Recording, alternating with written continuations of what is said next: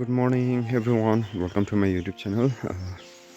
Where you have been watching a lot of videos related flowers, different kind of flowers, their tips of growing, etc.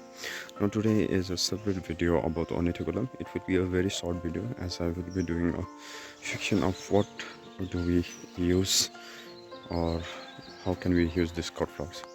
र तपाईँलाई स्वागत गर्न चाहन्छु मेरो YouTube च्यानलमा, जहाँ तपाईँले विभिन्न प्रकारको फुलहरूबारे जानकारी पाइरहनुहुन्छ। र यसलाई हामी इङ्ग्लिसमा चिन्चिरिन्ची अनि इङ्ग्लिसमा चिन्चिरिन्ची भन्छौँ भने साइन्टिफिक नेम हो यसको अर्निथोगुलम, र नेपालीमा एडी भनेर पनि भन्छौँ।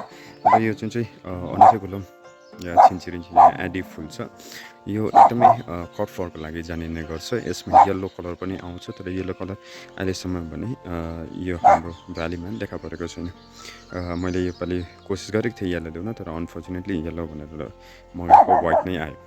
ओके, सो यो मैले धेरै सालदेखि रोप्ने गरेको छु, अनि यसको मल्टिप्लिकेसन पनि एकदमै सजिलो है, डिभिजन पनि एकदमै छिटो हुन्छ, ऱ्यापिड प्रोपगेसन हुन्छ, बल्बबाट छिटो नयाँ बल्बबाट बनिहाल्छ। र यसलाई रोप्नु पनि सजिलो छ, भुइँमा तपाईँले लगाउन सक्नुहुन्छ। अनि भुइँमा लागेपछि यसरी एकदमै हेल्दी जुन चाहिँ उयो छ फ्लावर स्टक छ, त्यसरी हेल्दी एकदमै मोटो फ्लावर स्टकहरू तपाईँले दिन्छ। यदि पटमा लगाउनु भने चाहिँ राम्रो फुल्ले तापनि यत्तिकै हेल्दी आउँदैन। र यसलाई रोप्नु सजिलै छ। भुइँ तपाईँले अलमोस्ट 6 इन्च जस्तो डिप खन्नुहोस्, र त्यसमा 5 इन्च माथि खनेको 5 इन्च माथि या बल्बलाई चाहिँ 1 इन्च मात्रै डिप गर्नुहोस्। र यसको अब कट फ्लावर लिने बेला भइसकेको छ। कट फ्लावर हामी लाँदैछौँ, र कट फ्लावर चाहिँ यसको जुन चाहिँ कट फ्लावर छ चिन्चिरिन्चीको एकदमै लामो समयसम्म रहन्छ। पानी फेरिरहनु भयो भने यो 1.5 महिनासम्म नै टुप्पोसम्म यहाँ देख्नुहुँदैछ कतिवटा बर्ड छ यहाँनिर होइन, सबै नै फक्रिन्छ। र one of the longest standing cut flower यो चाहिँ मैले अहिलेसम्म हेरेको। मेरोमा लिलीको कट फ्लावर पनि छ, एस्ट्रोमेरिया पनि छ होइन, फ्रेजिया पनि छ, साथसाथमा फ्रेजिया छ, एस्ट्रोमेरिया छ, मैले पहिला ग्लोडियोलस पनि गरेको हो होइन। सो डिफ्रेन्ट कट फ्लावरहरू मैले चलाएको हो, तर यो चाहिँ जुन चाहिँ यसको चाहिँ इट्स लङ्गेस्ट, अहिलेसम्मको लङ्गेस्ट जुन चाहिँ स्ट्यान्डिङ कट फ्लावर छ, यो चाहिँ एडी यानि कि चिन्चिरिन्ची नभए अर्निथोगुलमको फ्लावर रहेको छ। र आज हामी यसको कट फ्लावर निकाल्नेछौँ। सो कट फ्लावर निकाल्दाखेरि चाहिँ एकदमै मेन याद गर्नुपर्ने काम चाहिँ के हो भने अर्निथोगुलमको कट फ्लावर निकाल्ने बेला चाहिँ यसको प्लान्टलाई चाहिँ डिस्टर्ब नगरिकन निकाल्नु होला, किनभने अझै एउटा फुल दिन सक्छ। कट मिल्दैछ, यसलाई निकाल्यो। अब यो धेरै नै निक्लिन्छ, सो एकबाट काटेको देखाइदिनु।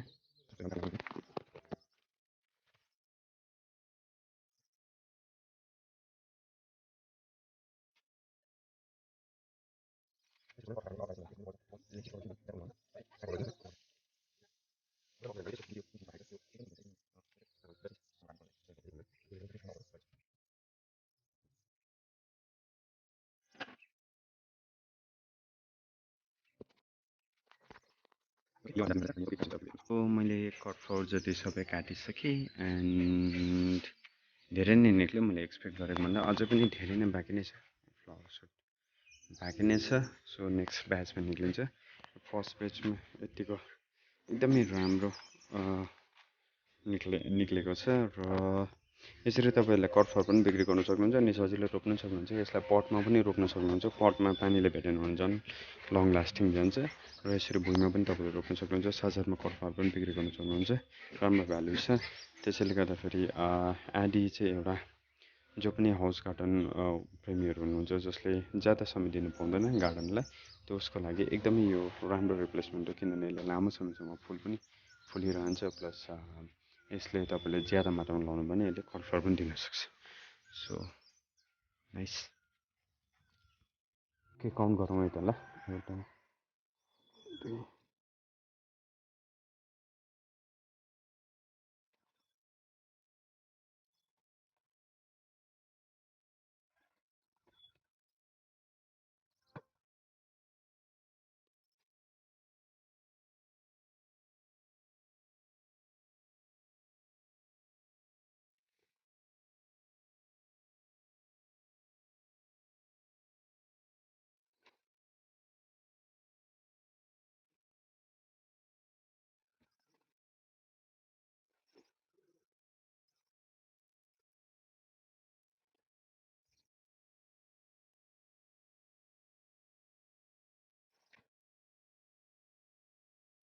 So I hope you like the video अनि सायद तपाईँहरूले पनि एउटा आइडिया पाउनुभयो होला यो छिन्चेरिन्चेको बारेमा कतिको उयो हुन्छ भनेर यतिको स्टेजमा चाहिँ तपाईँले कटहर बिक्री गर्न सक्नुहुन्छ and I hope you like the video अनि thank you so much for watching my video फेरि अरू भिडियोहरूले तपाईँको सामान लिएर आउने नै छु तबसम्मको लागि bye take care and have a nice day